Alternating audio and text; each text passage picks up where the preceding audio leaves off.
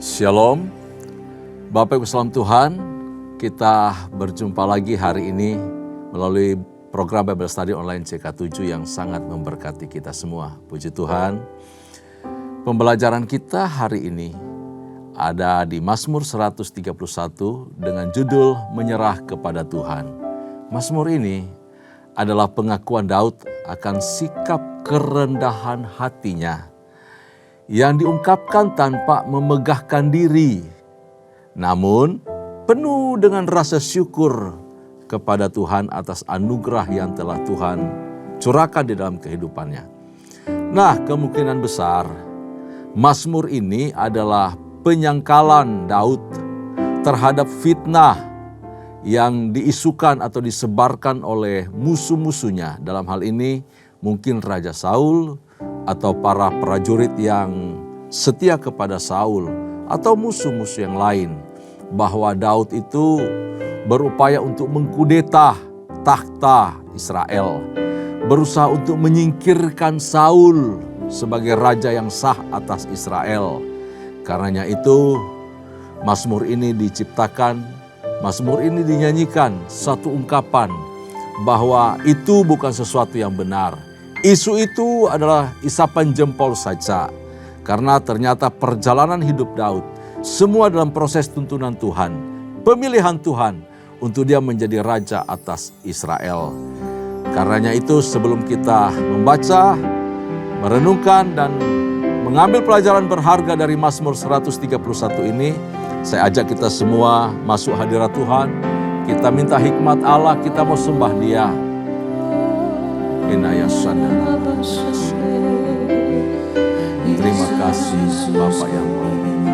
Terima kasih Bapak yang setia.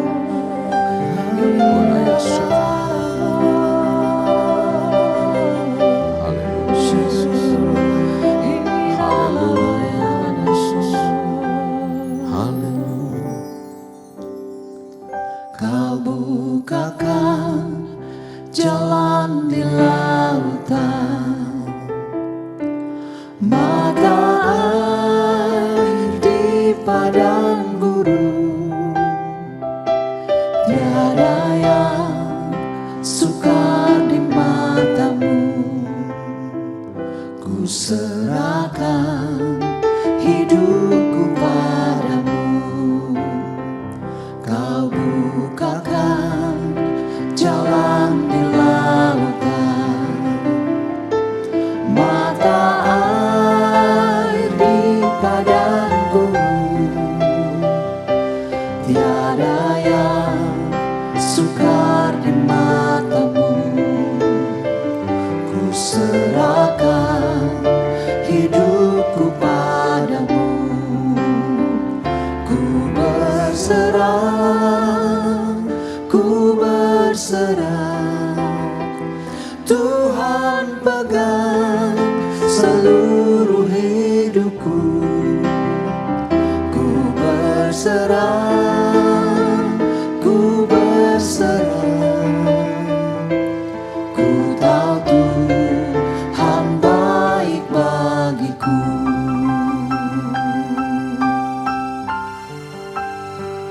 Kau bukakan jalan di lautan,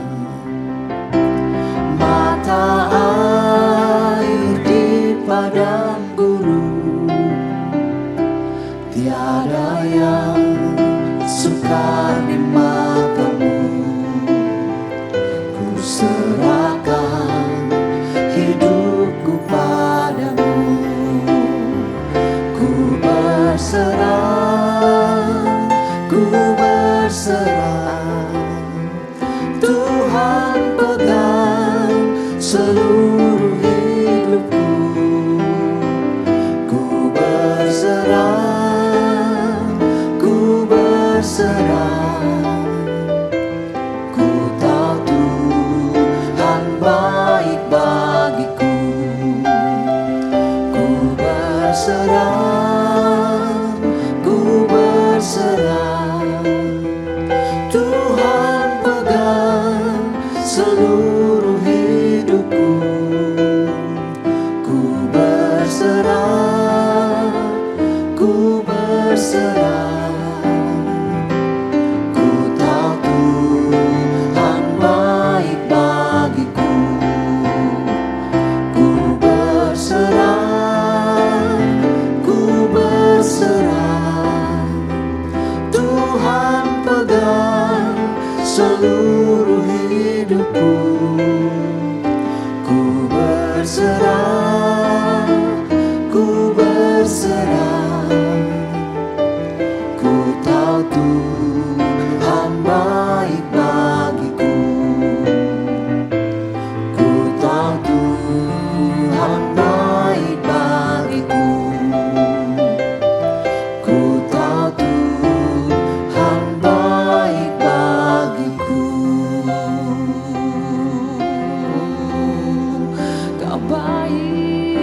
bagi kami Yesus. Kami serahkan hidup kami dalam tangan-Mu Tuhan.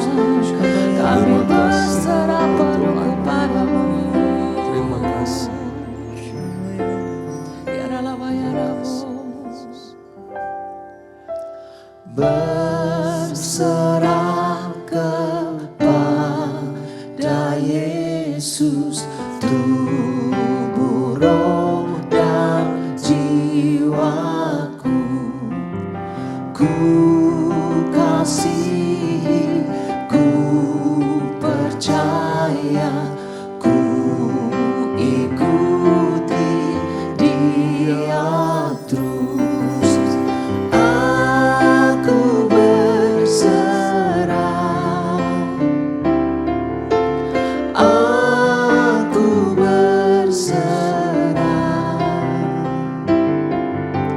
pada Yesus Juru Selamat. Aku berserah.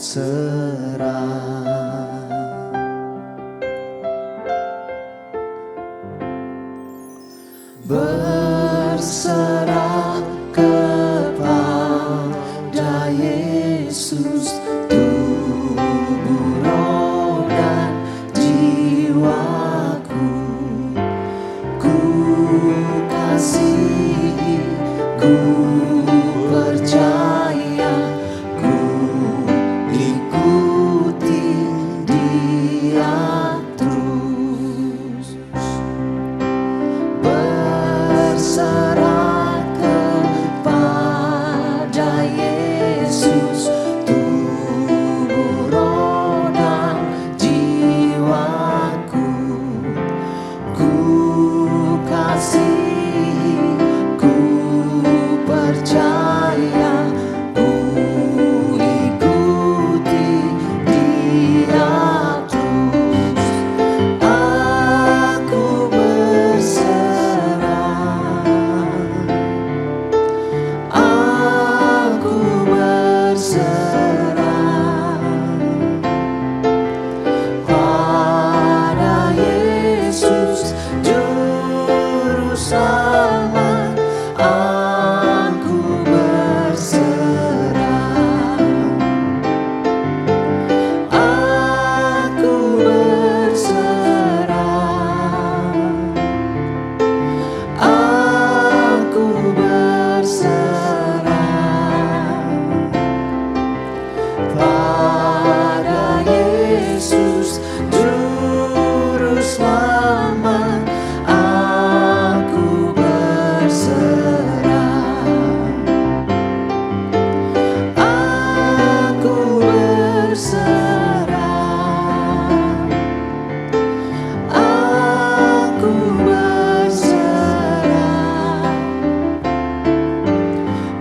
pada Yesus Juru Selamat.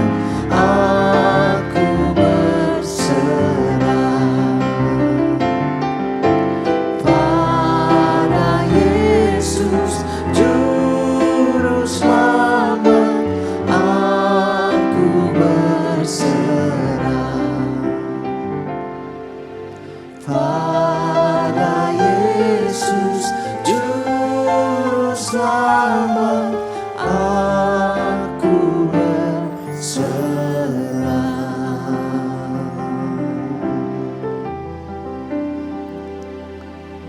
Dalam seluruh keberadaan kami, pengiringan kami akan Tuhan, dalam seluruh proses pembentukan yang Allah kerjakan dalam kehidupan kami, yang Allah izinkan untuk kami alami, kami belajar untuk berserah kepadamu. Kami mengasihi Engkau, kami percaya akan janji firman-Mu, dan kami ikuti terus tuntunan Tuhan dalam kehidupan kami, sehingga hidup kami terbentuk menjadi pribadi-pribadi yang rendah hati sesuai dengan kehendak dan rencana-Mu. Terpuji nama-Mu ya Tuhan. Berkati firman Tuhan yang sebentar kami baca, yang kami renungkan, dan kami temukan makna dari kebenaran ini untuk membuat kami semakin indah di hadapan Tuhan. Iman kami semakin kokoh di dalam Engkau. Terpuji namamu, urapanmu, kuasamu mengalir bagi kami semua. Dalam nama Yesus Kristus Tuhan, Allah yang ajaib, kami bersyukur, kami berdoa. Haleluya, haleluya, amin. Puji Tuhan, Bapak Ibu kekasih dalam Tuhan, mari buka Alkitab kita bersama-sama. Kita akan baca Mazmur 131 hari ini. Ya, Mazmur 131, hanya 3 ayat, cukup singkat untuk kita baca dan renungkan bersama-sama firman Tuhan ini. Berserah kepada Tuhan. Saya akan bacakan untuk kita semua. Nyanyian Ziarah Daud. Tuhan, aku tidak tinggi hati dan tidak memandang dengan sombong. Aku tidak mengejar hal-hal yang terlalu besar atau hal-hal yang terlalu ajaib bagiku. Sesungguhnya aku telah menenangkan dan menenteramkan jiwaku seperti anak yang disapu sapi dekat ibunya. Ya, seperti anak yang disapi, demikianlah jiwaku dalam diriku. Berharaplah pada Tuhan, hai Israel, dari sekarang sampai selama-lamanya. Bapak Ibu kasih dalam Tuhan, dari pasal sebelumnya, pasal 130, dan juga pasal 131 diakhiri dengan satu pernyataan agar umat Tuhan, umat Israel berharap hanya kepada Tuhan saja. Mulai sekarang sampai selama-lamanya. Wow, ini penutupan yang luar biasa. Nah, Mazmur Daud ini mengajarkan kepada kita akan beberapa sikap moral yang dibutuhkan ketika kita mau berserah dan bergantung penuh pada pertolongan Tuhan.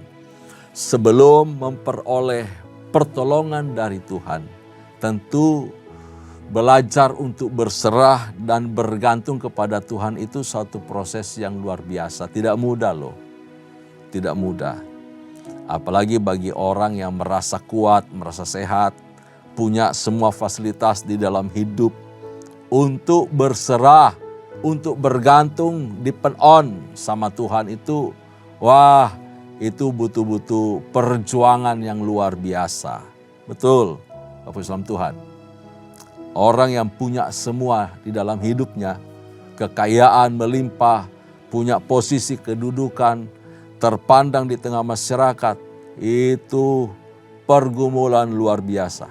Karena itu Tuhan Yesus pernah memberitahukan bahwa sangat sulit bagi orang kaya masuk kerajaan Allah. Ya, lebih mudah seekor unta masuk lubang jarum. Kenapa? Orang kaya itu punya semua hal, punya fasilitas pendukung hidup.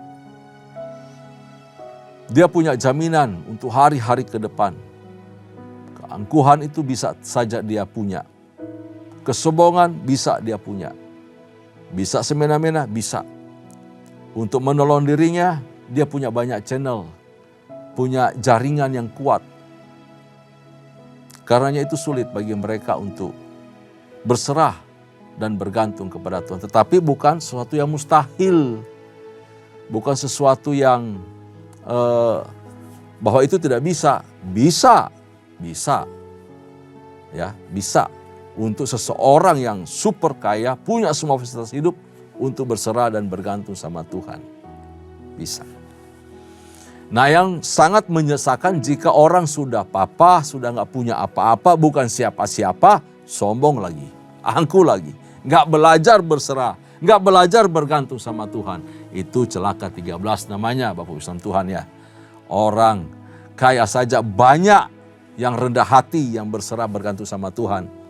Harusnya kita umat Tuhan, orang percaya yang boleh dikata bukan siapa-siapa ini, harus lebih lagi punya sikap hati berserah dan bergantung kepada Tuhan. Tentu Sikap ini timbul karena kesadaran bahwa di hadapan Tuhan, saya, Anda, kita semua sebagai manusia ini tidak punya kuasa, tidak punya daya, dan tidak mampu berbuat apa-apa tanpa pertolongan Tuhan. Apalagi urusan keselamatan hidup yang kekal. Nah, Bapak Ibu sekalian Tuhan, tidak berlama-lama di pembukaan ini. Pertanyaannya sederhana, sikap moral apa saja yang dibutuhkan untuk kita bisa berserah dan bergantung sepenuhnya pada pertolongan Tuhan itu? Yang pertama, bisa kita temukan dari ayat yang kita baca ini ya. Dari ayat yang sudah kita baca, bahwa kita harus punya sikap hati yang tidak tinggi hati atau tidak sombong. Dikatakan tadi, Tuhan, aku tidak tinggi hati. Atau aku tidak meninggikan diriku di hadapan sesama ataupun di hadapan Tuhan. Sikap tidak meninggikan diri adalah sikap yang tidak sombong, sikap yang tidak angkuh, sikap yang tidak memandang rendah orang lain. Gitu. Nah, kalau tinggi hati berarti sebaliknya. Sombong banget, angkuh banget, nggak nganggap orang lain, meremehkan orang lain, merendahkan orang lain. Sikap atau sifat tinggi hati ini sebenarnya bisa berdampak merusak, merugikan diri sendiri, merusak diri sendiri. Kenapa? Karena bersumber dari hati yang jahat, dari hati yang kotor, dari hati yang tidak damai dengan Tuhan, dari hati yang tidak beres sebenarnya. Yang tidak membiarkan Tuhan menjadi Tuhan atas hidupnya, atas dirinya, termasuk hatinya. Hati di mana Tuhan tidak bertakhta di dalam hatinya, tidak mengendalikan hatinya, tidak mengendalikan pikirannya, tidak mengendalikan hidupnya. Tuhan berada di luar, Tuhan ada di gereja, Tuhan ada di kul, Tuhan ada di luar dari dirinya. Nanti urusan Tuhan baru saya datang ke gereja dah. Urusan di luar gini-gini nggak bisa Tuhan punya, itu urusan saya. Tindakan saya, perilaku saya di luar itu urusan saya, hak saya. Saya lah yang mengendalikan hidup saya. Jadi nanti kalau ke gereja baru urusan Tuhan. Nanti kalau mau mesbah keluarga baru urusan Tuhan. Nanti kalau ke kul baru urusan dengan Tuhan. Ada apa-apa dalam keterdesakan, di dalam kesusahan, dalam kesulitan. Kalau sakit baru urusan dengan Tuhan. Masa sih Tuhan gak mau tolong saya? Masa sih Tuhan gak mau bantu saya? Kan saya sudah berbuat banyak di gereja. Saya kan sudah banyak memberikan perpuluhan ke gereja. Saya kan sudah memberikan persembahan-persembahan lainnya. Termasuk persembahan sulung di gereja. Masa sih Tuhan gak mau tolong saya?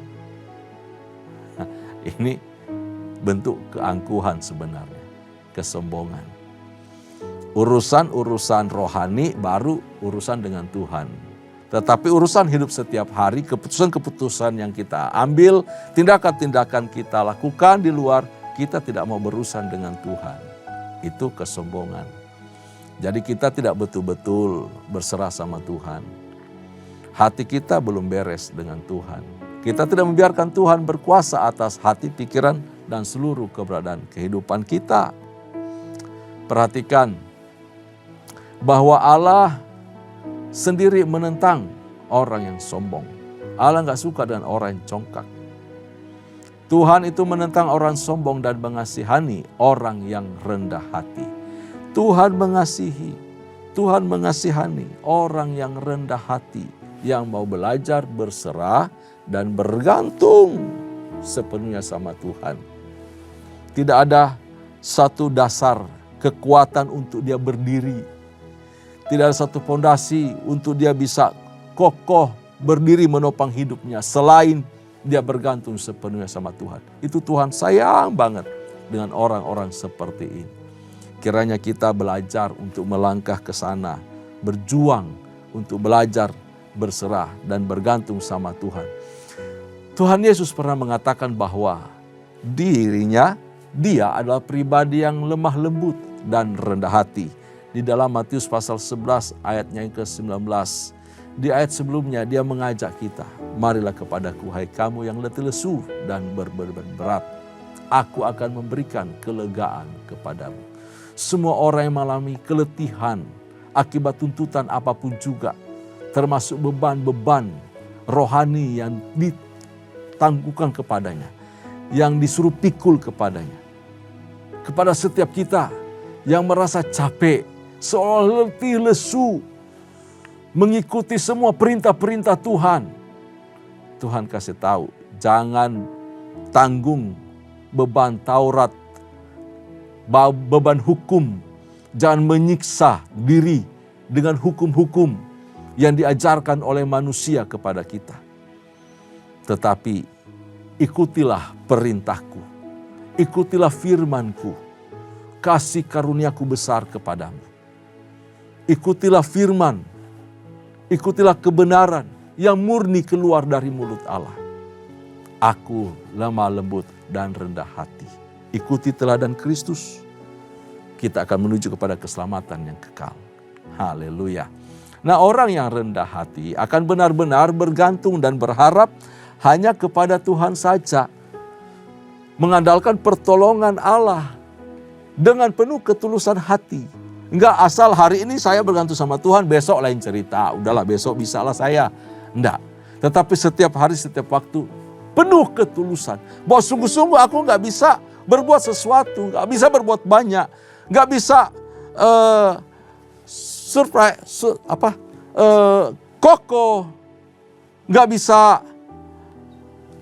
tenang, enggak bisa bangga, enggak bisa puas dengan keberadaanku sendiri. Aku hanya bisa survive dengan Tuhan. Aku hanya bisa tenang, bisa sukacita, bisa damai, bisa menikmati sukacita sejahtera bersama dengan Tuhan. Nah, ini orang yang bergantung dan berharap kepada Tuhan harus dengan sepenuh hati.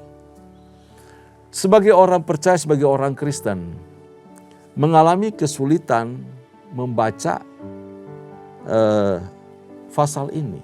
Bahkan sebagian, lebih dari sebagian atau banyak orang Kristen agak sulit ketika berhadapan dengan ayat pertama ini. Tuhan, aku tidak tinggi hati. Langsung itu tertuduh. Gua juga masih sombong. Gua juga masih angkuh. Gua masih melakukan hal ini, hal itu kok. Kayaknya gak cocok buat saya. Tiba-tiba ayat ini langsung menghajar, langsung membentak, langsung pokoknya menikam ke lubuk hati yang paling dalam. Menuduh setiap kita. Ya. Tapi Bapak Ibu Tuhan begini. Memang masih banyak dosa yang tersembunyi di hati kita. Banyak kelakuan-kelakuan yang dikategorikan sombong yang selalu kita lakukan. Suka membesarkan keberhasilan, bangga dengan apa yang pencapaian kita lakukan. Tapi begini Bapak Ibu ya, kita dapat menyanyikan Mazmur ini, kita dapat membaca dengan baik Mazmur ini dan menempatkan pada posisi tersebut untuk tujuan yang sama, ya, untuk tujuan yang sama. Ketika kita membacanya, yaitu bahwa Mazmur ini sedang mengajar kita. Mazmur ini sedang memberitahukan kepada kita. Mazmur ini sedang mengingatkan kita semua, ya, mengingatkan diri kita sendiri, mengingatkan kita semua jemaat Tuhan, bagaimana seharusnya kita bersikap, yaitu dengan hati yang bertobat, hati yang penuh dengan ketulusan di hadapan Tuhan, bahwa kita sangat jauh dari gambaran yang sedang dipaparkan oleh Daud. Jauh dari hati yang rendah hati ini. Kita masih punya kesombongan. Nah, dengan doa dan berharap kepada pertolongan Tuhan, dengan penuh kerendahan hati kepada Allah, kita minta anugerah Tuhan agar menjadikan kita tidak tinggi hati. Kita tidak sombong lagi. Ya betul, Setiap hari, setiap waktu kita bergumul kok dengan yang namanya kesombongan ini. Banyak orang berkata, aku nggak sombong. Aku nggak sombong. Justru itulah kesombongannya sebenarnya. Ketika dia sedang menyampaikan aku nggak sombong, itu sebenarnya sedang memberitahukan aku sombong. Itu kesombongannya. Banyak hal kita suka lupa diri. Banyak hal kita melakukan kesombongan yang tersembunyi sebenarnya dalam hati. Orang lain tidak tahu, Tuhan yang tahu. Karena itu butuh ketulusan hati untuk membuka diri, ya, membuka diri, mengakui di hadapan Tuhan, untuk terus berdoa, Tuhan, bawa aku untuk melepaskan diri dari kesombongan-kesombongan yang ada di dalam diriku. Nanti buah hidup juga akan tampil kok. Menjadi saksi bahwa kita semakin hari semakin dibuat rendah hati sama Tuhan. Amin ya. Itu kadangkala kita nggak sadar. Dalam pekerjaan, dalam pelayanan, dalam upaya apapun. Kita seringkali mempromosikan diri, mempromosikan kesombongan kita, keangkuhan kita di depan banyak orang.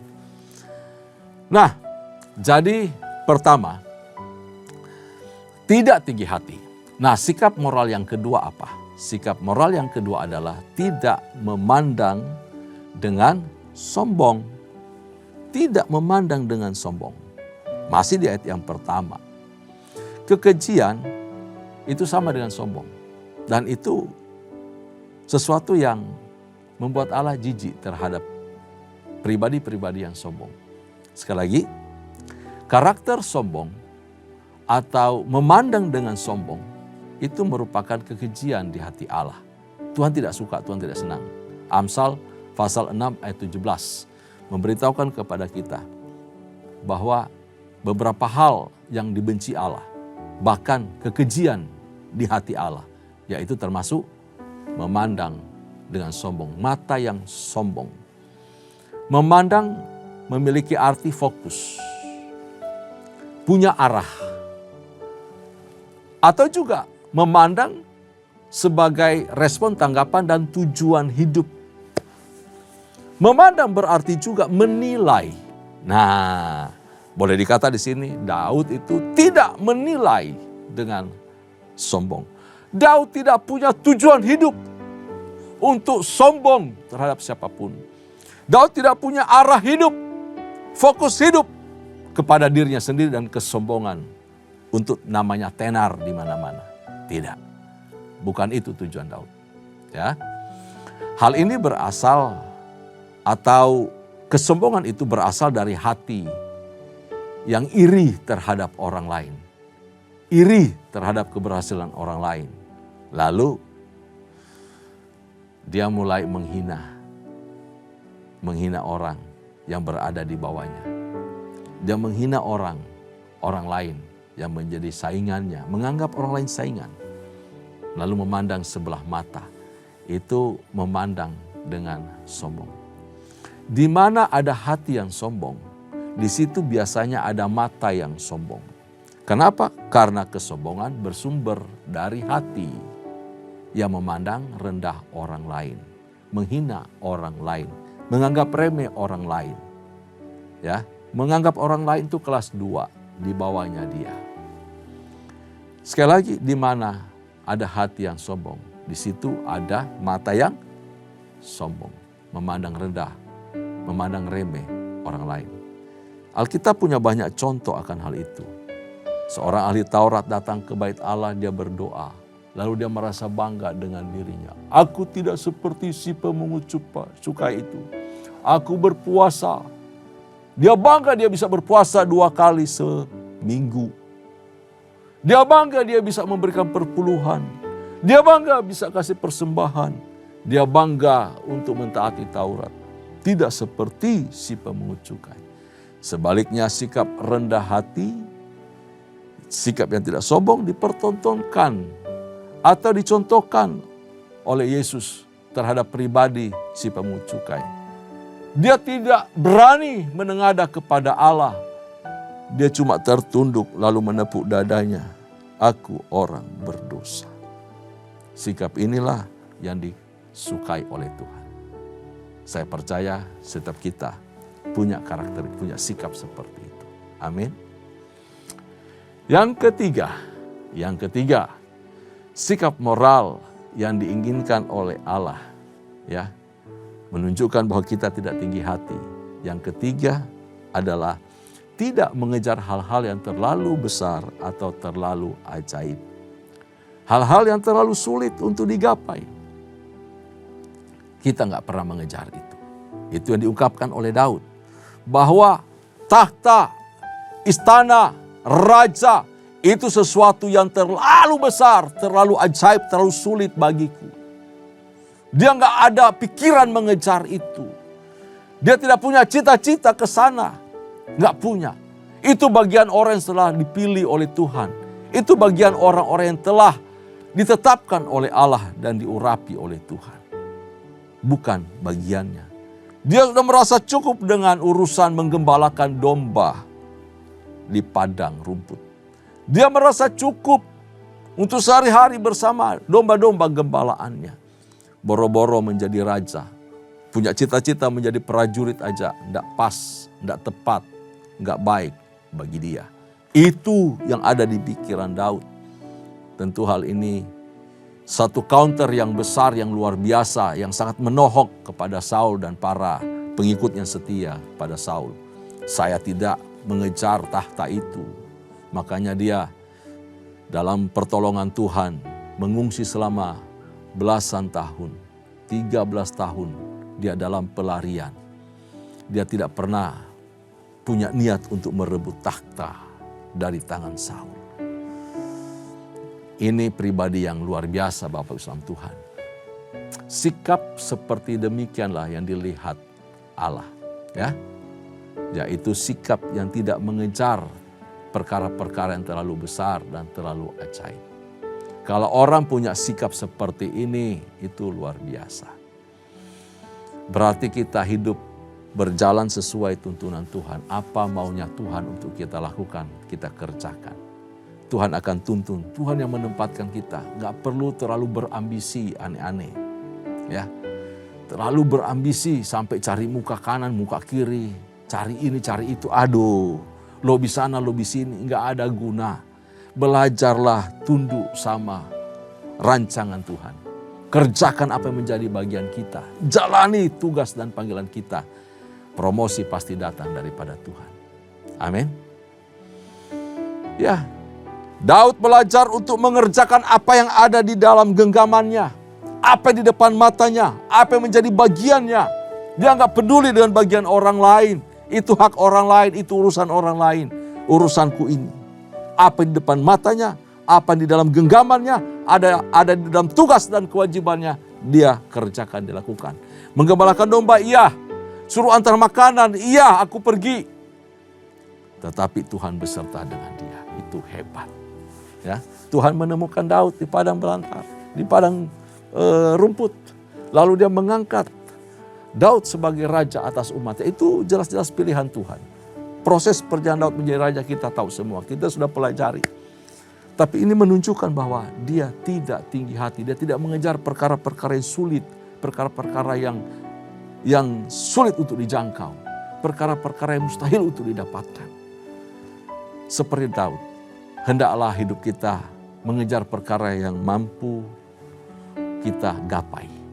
Jangan melakukan hal-hal yang tidak bisa kita lakukan. Lalu kemudian mengingkarinya.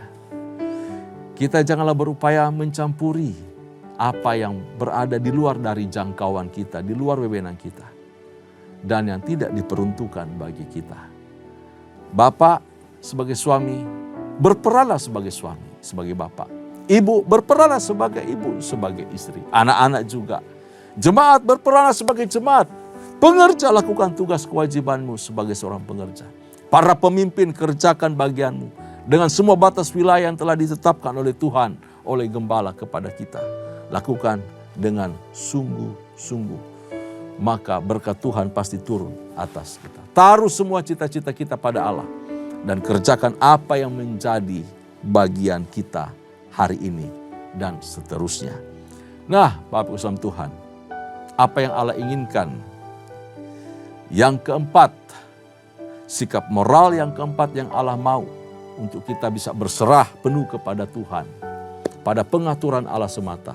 Yang keempat adalah menenangkan dan mendiamkan jiwa kita. Artinya apa? Kita harus memiliki hati yang percaya dan tenang dan menjalani setiap keadaan yang ditentukan Allah bagi kita. Di ayat kedua diberitahu, meskipun sudah ditentukan sebagai raja atas Israel, Daud tidak mau berlaku kurang ajar terhadap Saul, terhadap siapapun. Dia tidak mau melampaui wewenang. Waduh, masih ada raja yang duduk di tahta. Ya betul, aku diurapi sebagai raja Israel. Tetapi aku mau belajar tenang, cooling down aja. Santai, ikuti aja waktunya Tuhan. Luar biasa. Sekalipun aku sudah diurapi menjadi raja atas Israel, aku tidak berlaku semena-mena terhadap saudara-saudaraku, terhadap orang tuaku. Ia tetap menjaga, melindungi mereka. Ponakan-ponakanku, semua mereka bersama-sama menjalani hidup dalam pelarian. Itu luar biasa. Dia tetap tunduk kepada pengaturan Allah. Nah, digambarkan seperti anak kecil yang baru disapih dari ibunya.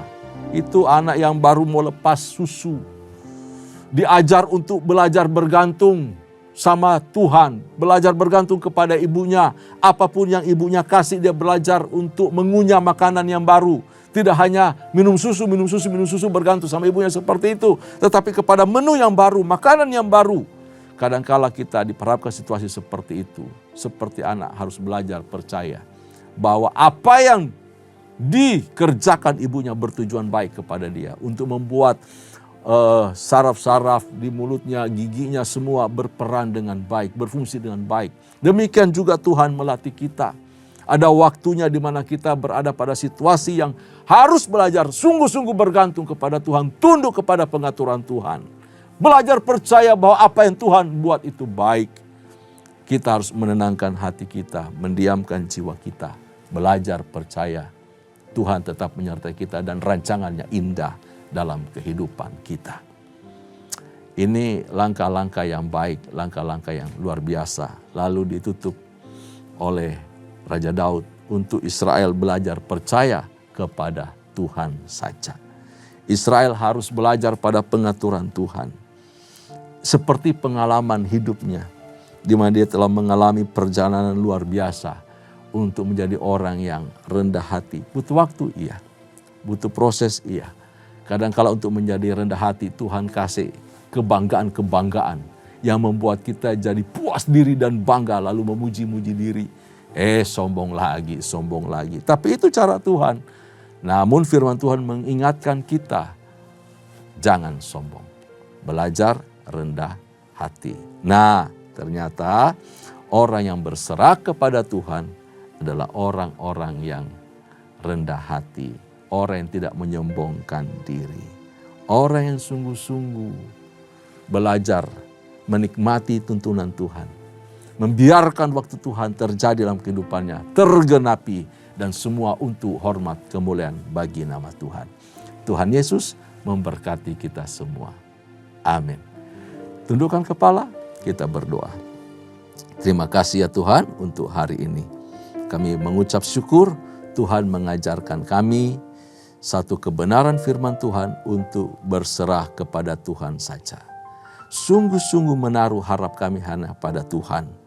Proses-proses pembentukan hati, pembentukan hidup ke arah yang Tuhan kehendaki. Tuhan mampukan kami. Tuhan beri kami kuasa. Untuk kami diingatkan, untuk kami sadar. Dan terus hari lepas hari merendahkan hati kami di hadapan Tuhan.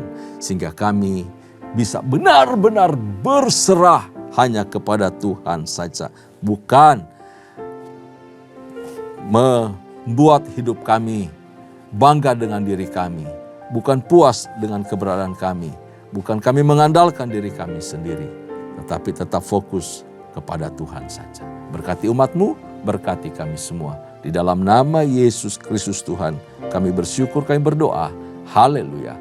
Kekasih-kekasih Tuhan, arahkan hatimu di hadapan Tuhan dan terimalah anugerah serta berkat-Nya melimpah dari Allah Bapa, kasih sayang di dalam Kristus Yesus Tuhan kita, serta persekutuan yang manis dengan Roh Kudus menyertai kita mulai hari ini sampai parusia. Tuhan datang pada kali yang kedua, bahkan sampai selama-lamanya. Setiap kita yang percaya, sama-sama katakan amin. Amin. Tuhan Yesus memberkati kita semua. Shalom.